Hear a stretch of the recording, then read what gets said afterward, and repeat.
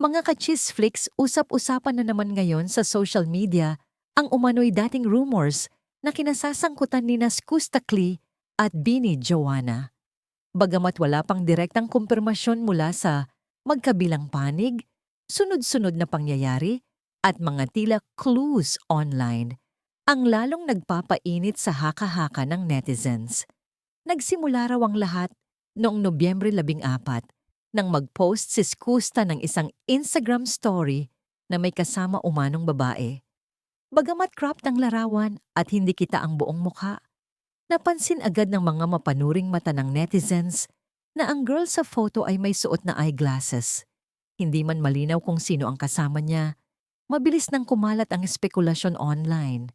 Kinabukasan, mas lalong lumakas ang hinala ng netizens nang mag-post ulit si Skusta ng isa pang story. Isang repost ng larawan mismo ni Joanna. Dito na nagsimulang mag-ugnay-ugnay ang mga tao. Pagdating ng November 17, mas naging kontrobersyal ang usapan nang mag-post si Skusta ng isa pang story na may caption na "Basta in love" habang tinatakpan ang mukha ng babaeng kasama niya. Para sa marami, tila may pinapahiwatig daw ang naturang post. Hindi nagtagal, may isang dummy account ang nag-comment ng "Pag si Joanna ito, katapusan na ng career nyo."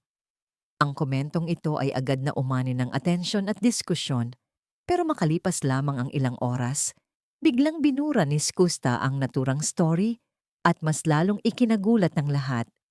In-unfollow niya lahat ng pina-follow niya sa Instagram. Mula sa 7 accounts ay naging 0. Para sa mga netizens, tila may bigat daw ang mga nangyaring ito. Hindi pa rito nagtapos ang mga detalye na pinag-uusapan online. May mga nakapansin din na ang suot na pants ng babaeng kasama sa story ni Skusta ay kahawig na kahawig ng pants na suot ni Joanna sa isang TikTok video kasama si Stacy. Ayon sa ilang netizens, halos pareho raw ang design, ang fit, at maging ang dating nito sa katawan. Nag-iba lang daw ang kulay dahil sa filter, kaya mas nagmukhang dark. Mula rito, mas lalong nagkaroon ng fuel ang dating rumors. At kung aakalain ng iba na hanggang social media clues lang ang usapan, mas lalo pang uminit ang chika matapos may lumabas na post sa Reddit Chika PH.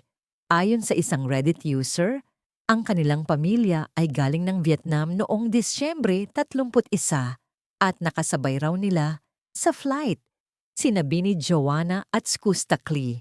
Hindi raw alam ng pamilya nang nag-post ang tungkol sa dating rumors. Casual lang daw nilang ikinuwento na may mga celebrity silang nakita sa eroplano. Ngunit bilang isang certified Reddit tambay, bigla raw pumasok sa isip ng nag-post ang mga lumang chismis tungkol sa dalawa. Dagdag pa niya, hindi raw magkatabi ang seats ni Joanna at Skusta. Ngunit para sa marami, sapat na raw itong indikasyon na magkasama sila sa Vietnam, kahit pa hindi lantaran. Sa ngayon, nananatiling walang kumpirmasyon mula kina Skusta at Joanna. Walang opisyal na pahayag, walang diretsahang pag-amin, at wala ring pagtanggi. Ngunit sa mundo ng social media, sapat na ang mga cryptic posts, deleted stories, unfollows, magkatulad na outfit, at iisang flight para makabuo ng sari-saring teorya. Para sa ilan, coincidence lang ang lahat ng ito. Para naman sa iba, tila may pinagtatagpong landas ang dalawang personalidad. Habang wala pang malinaw na sagot, patuloy pa ring nag-aabang ang netizens.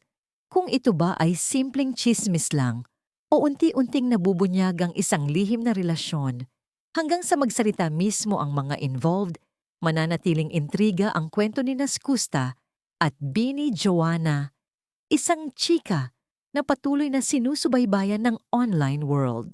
Subscribe para sa mga susunod na ulat at chismis. Chisflix na!